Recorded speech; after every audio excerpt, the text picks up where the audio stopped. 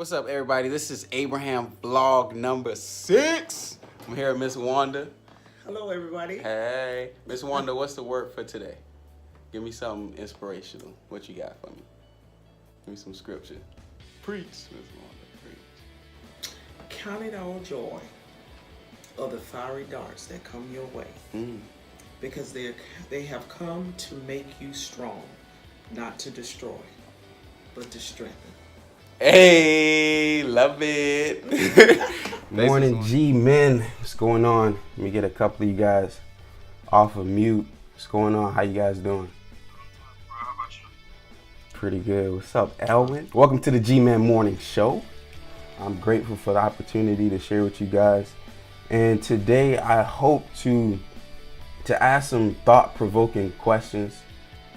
All right, so my first question, are you suffering in silence? Now, don't answer this question out loud or in the chat. I really want you to just think about the question. Think about it. Think about maybe whatever you may be going through in life right now. Are you suffering in silence? All right, go ahead. Raise your hand if you've ever had the cold or the flu. Raise your hand, raise it. All right, my second question is to raise your hand if you've ever struggled with depression and anxiety. Or depression or anxiety. Appreciate it, guys. Thanks for your vulnerability. All right, go ahead and put your hands down. All right. One more question. Raise your hand if you are currently struggling with depression and anxiety. Currently struggling with depression and anxiety. For those of you who did not raise your hand, right? Some of you guys who felt that tension in your gut even after I asked the question, like, should I raise my hand? I don't know if I should raise my hand, right? So that tension that you felt is a byproduct of stigma, right? And stigma is ultimately what is killing us, especially in the Black community. Asking for help is not a sign of weakness. Asking for help is a sign of pure strength. And so I moved to Pensacola and I started studying information technology because that's where the money was at the time. So I was like, yo, there's no way I'm gonna be broke after I graduate studying IT. Took my first Java programming class and dropped it. I was like, nah, this ain't for me. And Gardy, I know you know about the programming classes, man. It was serious. What happened during my freshman experience was I was working a full-time job and taking a full course load of classes. There were a lot of things that I was doing that I wasn't aware of.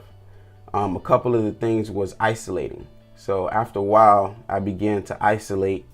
I started to lose motivation in just the regular day-to-day activities. I wasn't working out anymore.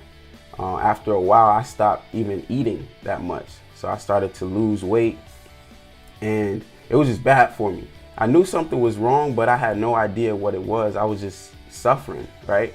And because I couldn't shake the feeling that I felt, I was suffering in silence because it made me, or I made myself feel weak because of what I was dealing with. I opened up with her. I said, you know what? I haven't been sleeping at night because of the racing thoughts.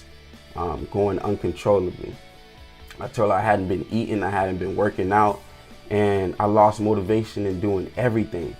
And she said, immediately, she was like, it sounds like depression. And I was like, nah, I can't be depressed. And so I denied it. And after that conversation, about 2 weeks after, I got into a really desperate situation. And I'm sure you guys, as long as you've been living up until this point, you've gotten to a point where you were sick and tired of being sick and tired. And I was at that point.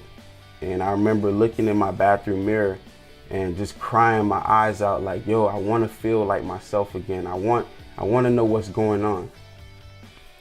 And so what came to my mind was that conversation I had with my friend. And in that conversation, she said that they have a counseling center on campus and you can access the resources for free. And so I made a decision that day and I said, you know what? I'm not used to this. I've never talked to somebody, in an intimate setting, especially somebody I don't know. But I'm sick and tired of being sick and tired. So I'm willing to do whatever it takes in order to get back to that place where I need to be. And so I got up and I went to counseling. I went into a downward spiral. I went into a really dark place to the point where I was having thoughts of suicide. And it was really hard for me, and I ended up medically withdrawing from my university. I went home for about 2.5 months and dropped all my classes and just left. But all throughout my experience, and after going home and getting up after about 2 months and going back to school and enrolling in classes, I started to ask myself the question, like, what was that hesitation that kept me from asking for help? What was that barrier that kept me from seeking professional help? And the answer to my question was stigma. The first myth being, you can heal and recover from a mental illness by yourself. You don't need help. So the fact is, you cannot heal and recover from a mental illness by yourself. You do need help. At some point, it may be professional help. At some point, it may be medication. It may be therapy. But there are other times where you just need to call a brother, right? And you need to let stuff out of your system. You need to write in a journal. You need to have someone that you can talk to.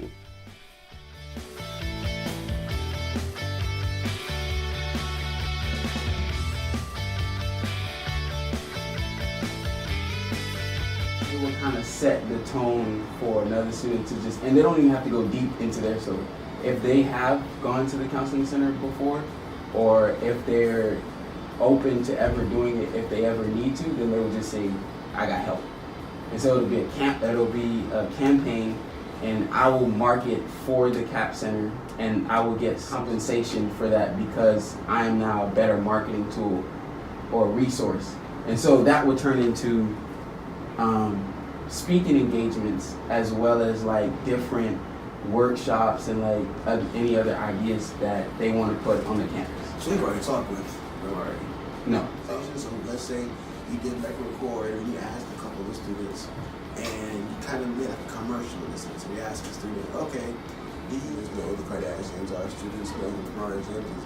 And then you say, okay, what is CAPS? Or like, what is something, like that? And you're like, oh, what is CAPS? And you're like, okay, well, and then maybe you can go into a little spiel, and then you kind of explain what CAPS is and some of the cool things it's done for you personally. And maybe that person, one person says, oh yeah, I know CAPS. CAPS did this for me. I know that I can go here, I can do this type of thing. And then you kind of couple all that together, and then you can maybe put like at the end a video where you're speaking about what you just said, like, my name is Abraham Scully, I'm a this, that, and that, and I want to be an advocate. I want to, provoke change. And with this movement, to just people support to raise awareness in general for those people who are seeking or who do need.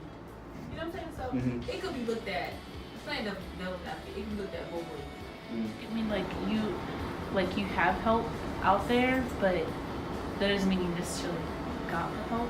You know where to go. Yeah, that I makes got sense. help. I got help. I now know. Yeah. So, You can look at that phrase in a million different ways. Yeah. I wonder if there's like a graphic of like a hand reaching for a hand or like something like that that can go on the end. That can go on the back, on the shoulder. What's up, everybody? Thank you for tuning in to my vlog. So, as you can see, I am about to go to sleep. It's about 7. It's about 8 o'clock. And I'm just tired, Feel like going to sleep. I feel like, that's the right thing to do right now. And so I'm going to go to sleep. So that's all, folks. Let's get it.